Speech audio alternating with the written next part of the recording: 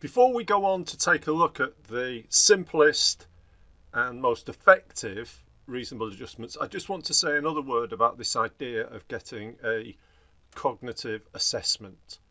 And it really ought not to be the focus of your work with an individual. The focus is, say it time and again, reasonable adjustments. The issue with the cognitive assessment is that it will change the nature of the relationship. It starts to introduce the idea of some sort of a condition that needs to be managed. And when you get down to it, the precise definitions are not clear at all. What's most important is an individual's particular way of dealing with the world. There's also a time delay in getting them. The waiting lists are huge. The conclusions you can reach from the cognitive assessment are not always straightforward or easy to make, and they're expensive.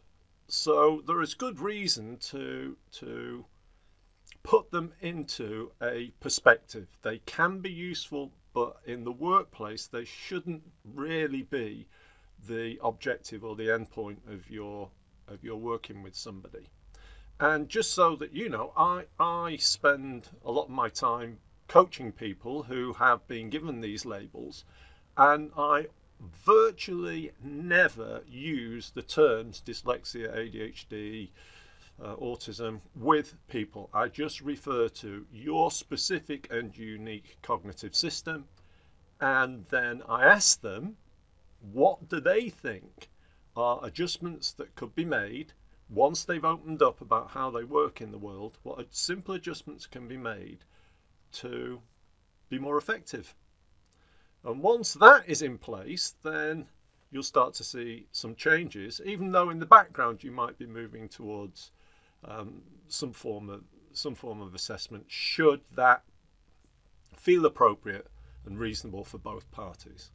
And so in the next part, I'll go on to talk about some adjustments that I have seen be made. They're not expensive, they are effective, and I'll do that on a sort of anonymized, generalized case study basis, so that you know it comes from practical experience.